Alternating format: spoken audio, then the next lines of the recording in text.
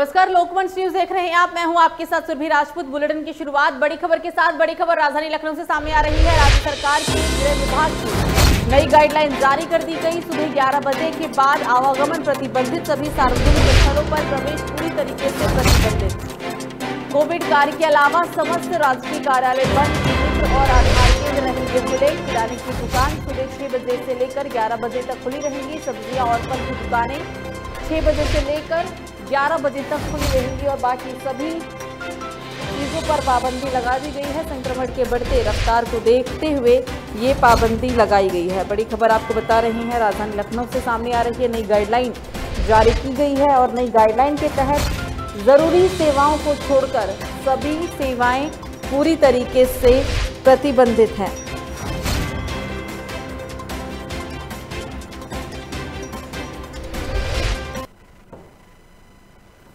तो खबरों में आगे बढ़ते हैं और एक और बड़ी खबर की बात करते हैं। बड़ी खबर अगली आप सामने आ रही है, जहां राजधानी लखनऊ में सीएम योगी आदित्यनाथ जाएंगे अवध शिल्प ग्राम। अस्पताल के लोकार्पण कार्यक्रम में होंगे शामिल। कार्यक्रम में वीडियो कॉन्फ्रेंसिंग के जरिए जुड़ेंगे रक्षा मंत्री। 505 बेड के अस्पताल रिकॉर्ड समय में हुआ है तैयार। डीआरडीओ द्वारा बनाए गए कोविड अस्पताल की होगी शुरुआत। साजी सिटी कैंसर संस्थान में भर्ती शुरू हो चुकी है। कैंसर संस्थान को बनाया गया है कोविड सेंटर और 100 बेड की इसमें व्यवस्था की गई है। राजधानी लखनऊ से ये भी बड़ी खबर सामने आ रही है। सुबह के मुख्यमंत्री योगी आदित्यनाथ दौरा करने वाले हैं, क्योंकि डीआरडीओ की जो द्वारा समय अवधि रखी गई थी कोविड अस्पताल को तैयार करने की, तय समय में ही इस अस्पताल को तैयार कर लिया गया।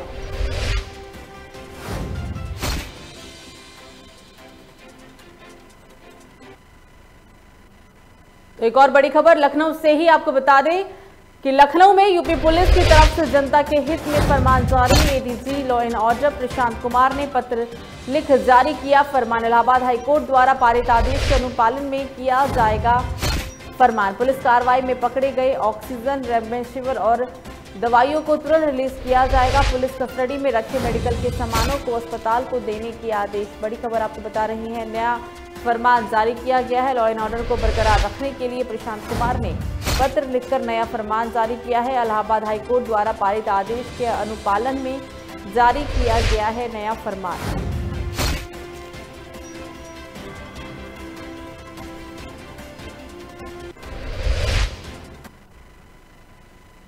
बात करते अगली बड़ी खबर की। पीसीएस अधिकारी प्रेम प्रकाश उपाध्याय की पत्नी का कोरोना के चलते हुआ निधन। पीसीएस अधिकारी खुद मेदांता लखनऊ में भर्ती हैं और उनका कोविड का इलाज चल रहा है। पीसीएस अधिकारी प्रेम प्रकाश उपाध्याय लखनऊ में भी रह चुकी हैं एसीएम। तो बड़ी खबर आपको बता रहे हैं, पीसीएस अधिकारी की पत्नी का कोरोना के चलते निधन हो गया। खुद पीसीएस अधिकारी लखनऊ के मेदांता अस्पताल में कोविड का इलाज करा रहे हैं। संक्रमण की रफ्तार पूरे देश में बेकाबू है। क्या आम क्या खास, कोई भी इस संक्रमण की चपेट से नहीं बच पाया।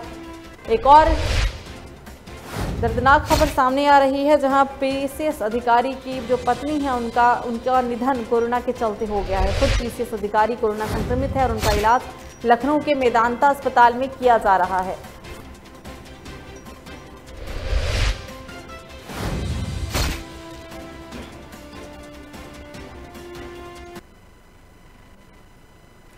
खबरों में आगे बढ़ते हैं और एक और बात करते हैं अगली अहम खबर की, जहां आज से गांव में घर घर कोरोना की जांच की जाएगी। 9 मई तक चलेगा जांच अभियान। घर घर कोरोना संक्रमण की जानकारी लेंगे स्वास्थ्यकर्मी। दूसरे प्रदेश से आए लोगों की पहचान की जाएगी। गांव में बाहर से आए लोगों की कोरोना जांच होनी है। बीमार व्यक्तियों को सरकार मेडिकल किट भी देगी। तो बड़ी खबर, संक्रमण की चेन को तोड़ने के लिए अहम फैसला लिया गया है। आज से गाँव के सभी घरों में कोरोना जाँच की जाएगी और ये जो जाँच अभियान है वो 9 मई तक चलाया जाएगा। 9 मई तक अभियान चलेगा। घर घर कोरोना संक्रमण की जानकारी लेने के लिए स्वास्थ्यकर्मी पहुंचेंगे।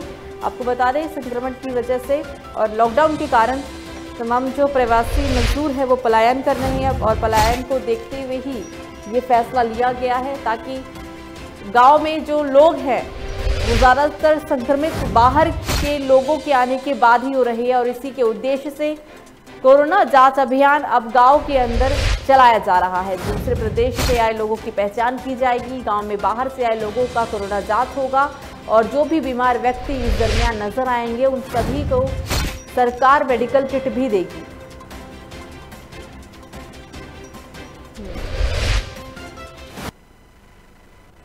एक और बड़ी खबर राजधानी लखनऊ से 14 सदस्य एडवाइजरी कमेटी का हुआ गठन। पीजीआई के निदेशक की अध्यक्षता में बनी कमेटी में डॉक्टरों की एक्सपर्ट टीम बनाई गई। कोरोना मामलों की ये टीम सीएम को करेगी रिपोर्ट। तो बड़ी खबर, संक्रमण को देखते हुए फैसला लिया गया है। लखनऊ के अंदर 14 सदस्यीय एडवाइजरी कमेटी का गठन किया गया है। पीजीआई के निदेशक की अध्यक्षता में इस पूरी टीम का गठन किया गया। पूरी कमेटी तैयार की गई। कमेटी में डॉक्टरों की एक्सपर्ट टीम बनाई गई है और कोरोना मामलों की जो टीम है वो सीधे रिपोर्ट सीएम को सौंपेंगे।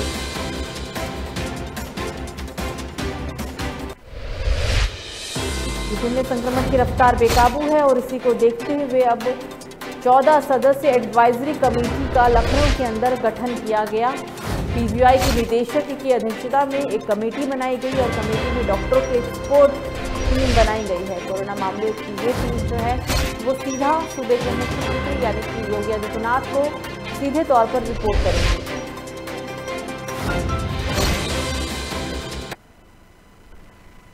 खबरों में आगे बढ़ते हैं। कानपुर देहात में दबंगों के हौसले इस कदर बुलंद है कि मानो कि दबंगों में पुलिस का कोई खौफ ही नहीं बचा हो। दरअसल पूरा मामला कानपुर देहात की गांव मुबारकपुर थाना अकबरपुर का है, जहां सर्वेश कुमार और उसकी पत्नी बीते 4 दिन पहले त्रिस्तरीय चुनाव को लेकर वोट न देने को लेकर दबंगों ने घर में घुसकर दोनों के साथ मारपीट की थी। आपको बता दें कि नव विवाहिता के पेट में गर्भ होने के बाद भी दबंगों ने उसकी बेरहमी से पिटाई की और घसीटते हुए सड़क तक ले गए। बता दें कि अब पीड़ित न्याय के लिए कानपुर देहात पुलिस के चक्कर काट रहा है, लेकिन न्याय मिलना तो दूर, पुलिस कोरोना महामारी के चलते पीड़ित से बात करने के लिए भी तैयार नहीं है। अब ऐसे में सवाल ये उठता है कि पीड़ित न्याय के लिए कहां जाए। पुलिस ने कोई मदद नहीं की। 1 बजे रात को मैं भीषण गंभीर हालत में हो गया तो पुलिस ने हमें रोड पर फेंक दिया, तो रोड पर बाहर निकाल दिया। 1 बजे रात को कोई साधन ना होने की वजह से मैं रोड के किनारे तड़पता रहा और किसी तरह से एक रिक्शे वाले ने हमको घर तक छोड़ा। मेडिकल कराया पुलिस ने? मेडिकल जिला अस्पताल से कराया, लेकिन वो भी सब नॉर्मल ही करवाया उन लोगों ने। हमारे हाथ में कुछ नहीं आया। तो इसी बीच इस बुलेटिन में एक और बड़ी खबर राजधानी लखनऊ से सामने आ रही है। एटा के अपर पुलिस अधीक्षक राहुल कुमार का निधन। व्यायाम करते हुए हुआ है निधन। 5 दिन पहले कोरोना संक्रमण से स्वस्थ हुए थे अपर पुलिस अधीक्षक। तो बड़ी खबर राजधानी लखनऊ से सामने आ रही है। व्यायाम करते हुए एटा के अपर पुलिस अधीक्षक राहुल कुमार का निधन हो गया। 5 दिन पहले ही वो कोरोना संक्रमित से ठीक हुए थे। कोरोना संक्रमित थे, लेकिन 5 दिन पहले वो स्वस्थ हो चुके थे अपर पुलिस अधीक्षक।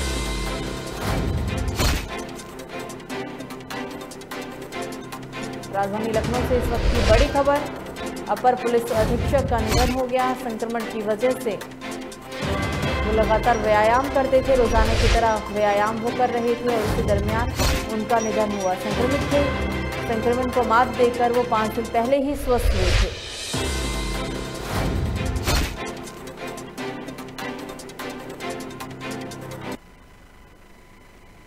तो वहीं हाथरस के सिकंदरा राव में अकेली रह रही महिला की अचानक मौत हो गई। आपको बता दें कि कोरोना के डर से महिला के शव को कोई भी व्यक्ति कंधा देने के लिए तैयार नहीं हुआ। घटना की जानकारी मिलते ही गौ सेवा की टीम के युवाओं ने महिला का अंतिम संस्कार मानवता की मिसाल पेश की।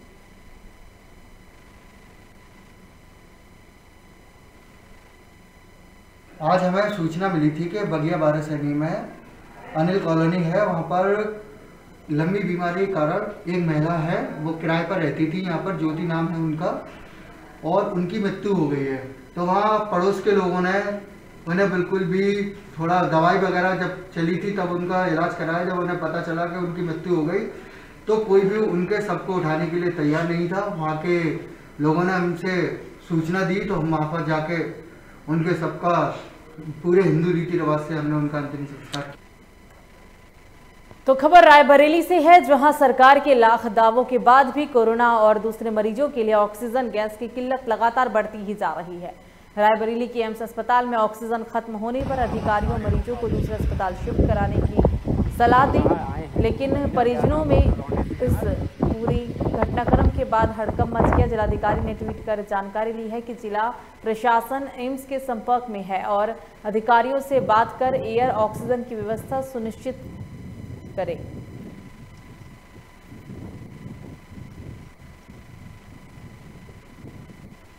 तो रायबरेली से हम आपको ये पूरी खबर बता रहे हैं। लगातार यूपी सरकार ऐसे दावे कर रही है, ऐसी बातें कर रही है कि सभी अस्पतालों में व्यापक ऑक्सीजन की व्यवस्था की गई है, ऑक्सीजन सिलेंडर उपलब्ध है, लेकिन जो ज़मीनी स्तर पर तस्वीरें सामने आ रही है वो सभी के सामने है। ये हम आपको नज़ारा दिखा रहे हैं यूपी के रायबरेली के उस अस्पताल का, जहां लाख दावे कर रही है सरकार कि हमारे अस्पतालों में ऑक्सीजन है, ऑक्सीजन सिलेंडर है, लेकिन अस्पताल के बाहर एक पैम्पलेट लगाया गया है, जिस पैम्पलेट में साफ तौर पर लिखा गया है कि अब वर्तमान के समय में अस्पताल के अंदर ऑक्सीजन नहीं बचा है और जल्द से जल्द सरकार ऑक्सीजन की व्यवस्था करे। ये हाल है यूपी के अस्पतालों का। रायबरेली से हम आपको ये खबर दिखा रहे हैं। जिला प्रशासन एवं एम्स के समन्वय से ऑक्सीजन की व्यवस्था की जाए। अस्पताल प्रशासन ने पैम्पलेट लगाया हुआ है और इस बात को लेकर जानकारी दी है कि अब अस्पताल के अंदर ऑक्सीजन खत्म हो चुका है।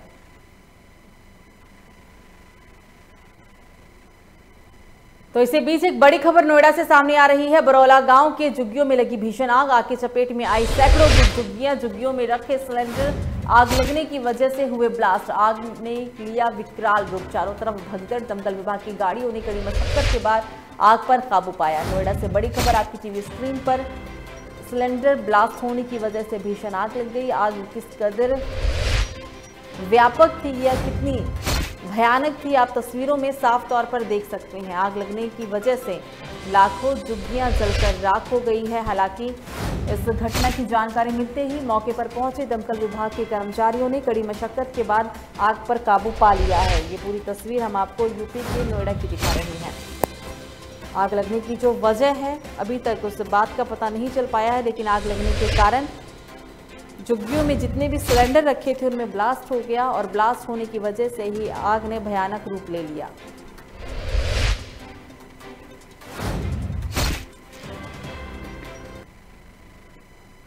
तो खबरों में आगे बढ़ते हैं। कोरोना मरीजों की देखभाल के लिए कोविड अस्पताल के रूप में तब्दील किए जाने के बाद से ही अलीगढ़ के दीन दयाल अस्पताल की डॉक्टर और कर्मचारियों की इंसानियत शर्मसार करने वाली एक घटना सामने आई है। दरअसल पूरा मामला आपको बता दें कि अलीगढ़ के कोविड अस्पताल दीन दयाल का है, जहां कोरोना मरीजों के लिए विशेष तौर पर यहां मरीजों की देखभाल और उनके उपचार की व्यवस्था की गई। बीते दिनों डॉक्टरों के द्वारा कोरोना मरीजों के पैसे के बदले शव को देने का मामला फिलहाल शांत ही नहीं हुआ था कि एक बार फिर से दीनदयाल अस्पताल के कर्मचारियों की वायरल हुई ऑडियो से अस्पताल में हड़कंप मच गया। जानकारी के मुताबिक कोविड मरीज की देखभाल के बदले 2000 रुपये मांगने का audio Aligarh CMO VP Kalyani के द्वारा मामले की जांच कर कठोर कार्रवाई करने का आश्वासन दिया गया।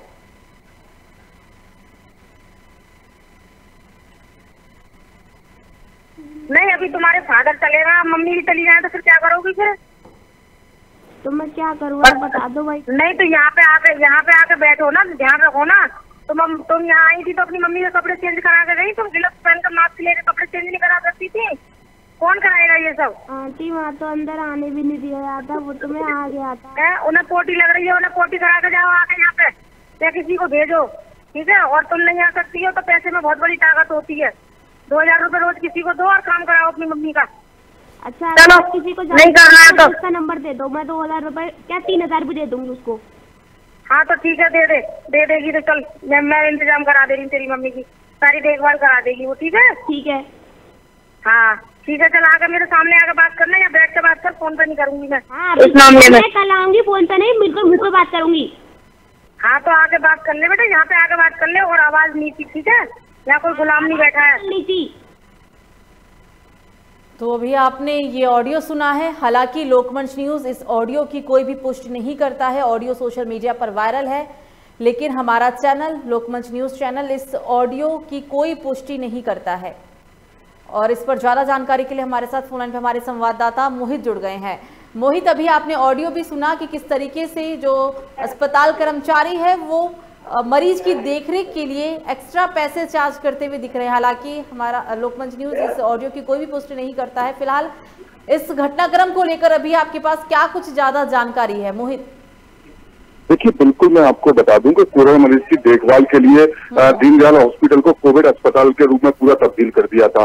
हालांकि इंसानियत को शर्मसार करने वाला पूरी तरीके से ऑडियो सामने आया है। यहाँ पे की जो ऑडियो में साफ तौर से जो दीनदयाल का स्टाफ है वो पैसे की मांग करते हुए साफ तौर से नजर आ रहा है। इस मामले में हमारी सीएमओ बीपी कल्याणी से जब हमारी बात हुई तो बीपी कल्याणी ने और जो ऑडियो है ऑडियो की महिला ऑडियो के आधार पर उन्होंने कार्रवाई करने का आश्वासन दिया है कि साफ तौर से कहा जाता है कि जो ऑडियो है जो ऑडियो प्रॉपर तरीके से दीनदयाल हॉस्पिटल का है, क्योंकि जो सीएमओ ने लगातार जो कठोर कार्रवाई की बात की गई है तो लगातार उससे लग रहा है कि पूरा जो ऑडियो कोविड अस्पताल से आने के मामला पूरा यही है कि एक लड़की जो जिसके पिताजी की कुछ दिन पहले डेथ हो जाती है, डेथ होने के बाद उसकी परिवार में उसकी नानी को और उसकी माँ को भी कोविड हो जाता है। कोविड अस्पताल में वो दीनदयाल में रेफर करते थे, तो कोई सरकारी अस्पताल है दीनदयाल है और लगातार वहां पर जो है सुविधा मुहैया कराने का जो सरकारी के दावा थे साफ तौर से हवाइयों में साफ तौर से नजर आ रहे हैं, क्योंकि ऑडियो में जो स्टाफ है स्टाफ प्रॉपर तरीके से बदसलूकी करता है तीमारदारों के साथ और तीमारदारों से बदसलूकी करने के बाद में वो एक्स्ट्रा पैसे की मांग करता है। हालांकि कल्याणी बीपी कल्याणी जो सीएमओ है, सीएमओ ने कार्रवाई का आश्वासन तो दे दिया है, लेकिन देखने वाली बात यही होगी क्योंकि लगातार ऑडियो प्रॉपर पूरी तरीके से वायरल हो चुका है और अब देखना यही होगा कि आखिर ऐसे जो स्टाफ है जो आज की धरती के रूप में भगवान कहे जाते हैं, उन्होंने जो शैतान का रूप धारण कर रखा है, आखिर इन पर किस तरीके की कार्रवाई हो पाती है। मोहित, हमने जो अभी ऑडियो सुना, क्या इस बात की पुष्टि हो गई है कि जिस कर्मचारी का ये ऑडियो वायरल हुआ वो कौन है और क्या सच में पैसों की मांग की गई थी और एक्स्ट्रा जो चार्जेस जिस तरीके से बात कहा जा रहा है उसको लेकर अभी तक पुष्टि हुई है या फिर सिर्फ अभी जांच के निर्देश ही दिए गए हैं, जैसा कि अभी आपने बताया भी मोहित?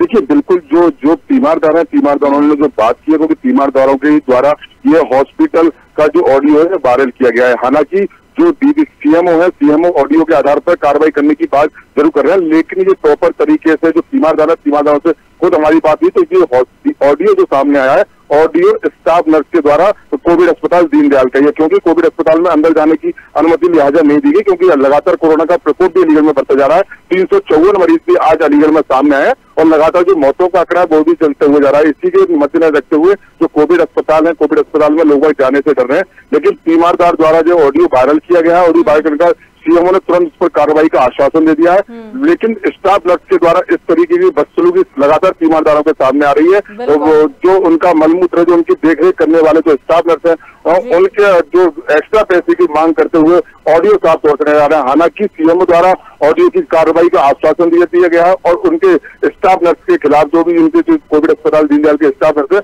उनके खिलाफ कड़ी कार्रवाई का आदेश उन्होंने जारी कर दिया गया है। हमसे बात करने के लिए आपको शुक्रिया। तो ये पूरा घटनाक्रम हम आपको यूपी के अलीगढ़ से बता रहे हैं। आपने ऑडियो में सुना भी कि किस तरीके से जो अस्पताल के कर्मचारी हैं वो अवैध वसूली कर रहे हैं और अभी ऑडियो सोशल मीडिया पर वायरल है। हालांकि हमारा चैनल इस ऑडियो की कोई भी पुष्टि नहीं करता है, जांच के बाद ही पता चल पाएगा कि इस ऑडियो में कितनी हद तक सच्चाई है।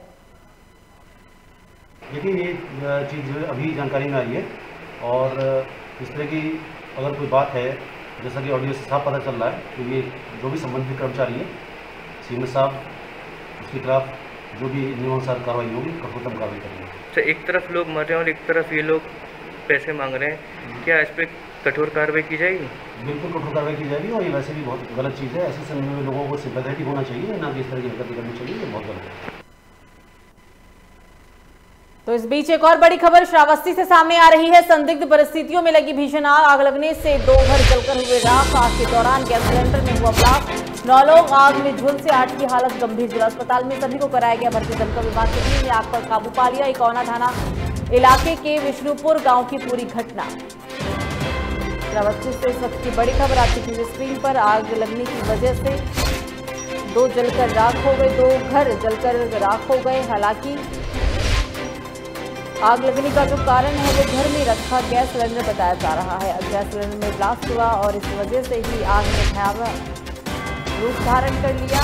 आपको बता दें कि इस पूरे घटनाक्रम में 9 लोग गंभीर रूप से घायल हैं और सभी को जिला अस्पताल में भर्ती कराया गया है, जहां पर 8 लोगों की स्थिति काफी गंभीर बताई जा रही है।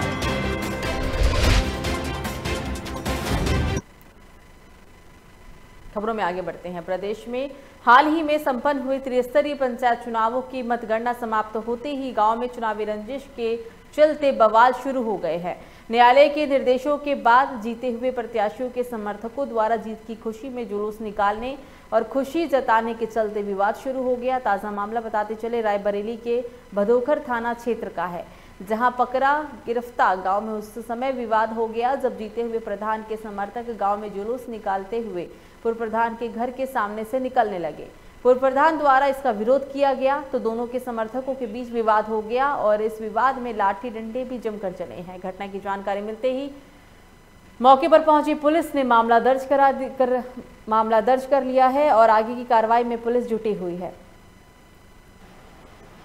आज दिनांक 4/5/2021 को ग्राम पखरा गिरफ्तार थाना बदोखर जनपद रायबरेली में दिन में लगभग 1 बजे के आसपास जीते हुए प्रत्याशी अयोध्या प्रसाद के समर्थक पूर्व प्रधान के घर के सामने से जा रहे थे, जिसमें किसी बात को लेकर के आपस में गाली गलौज और मारपीट हुई है।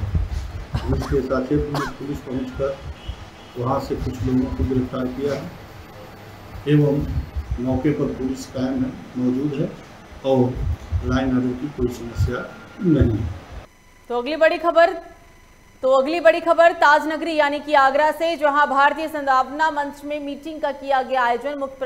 मुख्य वक्ता और संगठन के संरक्षण वरिष्ठ प्रचारक इंद्र कुमार रहे मौजूद। हिंदू समाज का बहिष्कार करने के बारे में की गई चर्चा। हिंदू दर्शन यात्रा और उसके आत्मधिक महत्व के बारे में भी की गई बात। तो बड़ी खबर आपको आपकी स्क्रीन पर यूपी के ताजनगरी यानी कि आगरा से सामने आ रही है। आगरा से जहां भारतीय सद्भावना मंच में एक मीटिंग का आयोजन किया गया, जिसमें मुख्य वक्ता और संगठन के संरक्षण वरिष्ठ प्रचारक इंद्रेश कुमार भी मौजूद हैं। इस पूरे आयोजन के दौरान चीनी सामान का बहिष्कार करने के बारे में चर्चा की गई है। हिंदू दर्शन यात्रा और उसके आत्मधिक महत्व के बारे में भी इस पूरे मीटिंग में बातचीत की गई।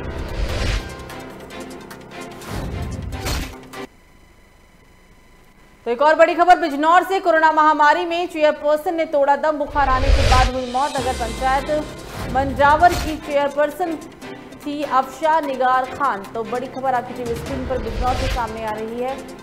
बुखार की वजह से, कहा जा रहा है कि बुखार की वजह से उनकी मौत हुई है। नगर पंचायत मंजावर की चेयरपर्सन थी अफशा निगार शान।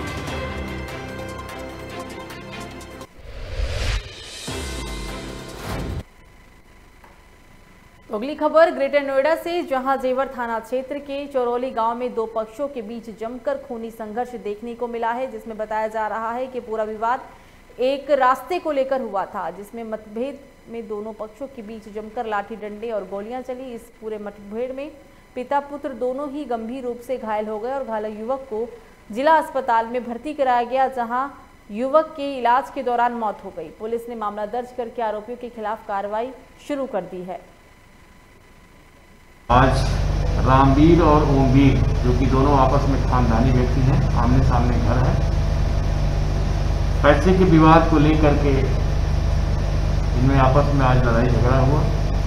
आपस में ईंट पत्थर चले और इसमें फायरिंग भी हुई, जिसमें आशिक नाम का 20 वर्षीय लड़का गोली लगने से खत्म हो गया और उसके फादर रामवीर जो घायल है, इनका उपचार चल रहा है। अभियोग पंजीकृत किया जा रहा है, इसमें शीघ्र ही गिरफ्तारी की जाएगी। तो इस बीच इस बुलेटिन में एक और बड़ी खबर अमेठी से आ रही है। आपको बता दें कि जिला पंचायत सदस्य के चुनाव परिणाम आने के बाद हुआ खूनी संघर्ष। बड़ी खबर आपकी टीवी स्क्रीन पर अमेठी से, विरोधी प्रत्याशी की ओर से उसके समर्थकों को घर में घुसकर पीटा गया। मारपीट के साथ आगजनी की घटना को भी अंजाम दिया गया। तनाव को देखते हुए गांव में पुलिस बल तैनात। मुंशीगंज क्षेत्र का पूरा मामला।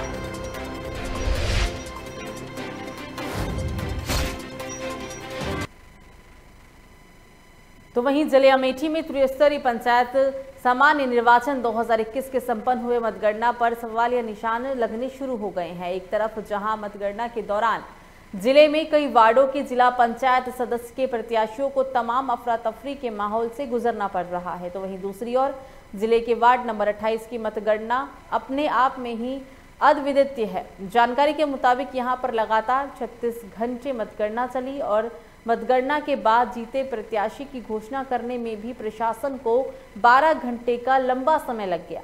इस दौरान सभी प्रत्याशियों को कलेक्ट्रेट पहुंचना भी पड़ा। प्रत्याशियों ने गौरीगंज सदर सीट से सपा विधायक राकेश प्रताप सिंह की गाड़ी के सामने बैठकर न्याय की मांग की है। इसके बावजूद बताया जा रहा है कि वार्ड नंबर 28 से काफी जदोजहद के बाद एक बार फिर पूर्व ब्लॉक प्रमुख रहे घनश्याम चौरसिया की पत्नी को विजयी घोषित किया गया, लेकिन उनकी ये विजय बहुत देर तक टिकी नहीं रही, क्योंकि थोड़ी देर बाद ही दूसरे प्रत्याशी नीलम यादव को जीत का सेहरा पहना दिया गया। मेरे साथ धांधली हुई है, इसलिए हम लोग यहाँ बैठ गए हैं धरने पे। क्या चाहती हैं? हमें न्याय चाहिए, जो हमारे बूथ गिने नहीं गए उनको गिनवाया जाए, की काउंटिंग करवाई जाए। कल हमको बुलाया गया है, तो हम लोग रात 9 बजे तक बैठे थे। एडीएम साहब ने कहा आप जाइए, कल सुबह 11 बजे तक आइए। हम लोग यहाँ से 9:30 बजे गए। रात में मीडिया वालों ने उसको घनश्याम चौरसिया को विजेता घोषित किया। फिर उसके बाद हम लोग सुबह से यहाँ आके बैठे हुए हैं। फिर उसको सुनील को घोषित कर दिया गया। हमारे जो हमने काउंटिंग करके लिख के रखा है वो नंबरों से, इनके नंबर से हमारे एक भी टैली नहीं हो रहे हैं। तो इस बीच एक और बड़ी खबर हरदोई से आपकी टीवी स्क्रीन पर। शाहाबाद इलाके में बच्चों के खेलने के लेकर हुआ पूरा विवाद। आपस में भिड़े दो पक्ष, जमकर हुई मारपीट। युवक ने तमंचा लेकर लोगों को दौड़ाया। मारपीट का वीडियो सोशल मीडिया पर हो रहा वायरल। बड़ी खबर हरदोई से आपकी टीवी स्क्रीन पर। बच्चों को लेकर ये पूरा विवाद हुआ था और इस विवाद में एक व्यक्ति ने तमंचा भी चलाया है और हालांकि इस व्यक्ति का जो वीडियो है वो सोशल मीडिया पर जमकर वायरल है।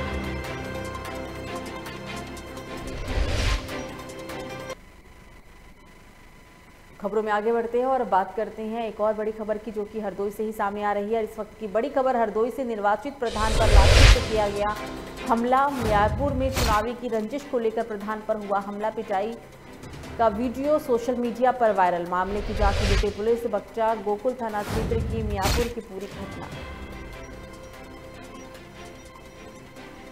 तो एक और बड़ी खबर हरदोई से सामने आ रही है। चुनावी रंजिश को लेकर तमाम यूपी के जिलों से खबरें सामने आती रही है। निर्वाचित प्रधान पर लाठियों से हमला किया गया और फायरिंग भी की गई है। मियापुर में चुनावी रंजिश को लेकर प्रधान पर यह पूरा हमला हुआ है। प्रधान की पिटाई का वीडियो सोशल मीडिया पर जमकर वायरल है। वीडियो सामने आने के बाद पुलिस मामले की छानबीन और कार्रवाई में जुट गई है। तो अगली बड़ी खबर जालौन से। कोच कोतवाली क्षेत्र में 2 बच्चे रोते हुए मिले। बच्चों के परिवार वालों को ढूंढने में लगी पुलिस। बच्चे नहीं बता पा रहे हैं अपने परिवार वालों का नाम। तो जिन मासूम बच्चों को आप देख रही हैं ये यूपी के जालौन में मिले हैं। हालांकि ये बच्चे इतने बड़े नहीं हैं कि अपने परिवार वालों का वो अता पता कुछ भी दे सके। बच्चों को मिलने के बाद प्रशासन इनके परिजनों को ढूंढने में जुट गया है।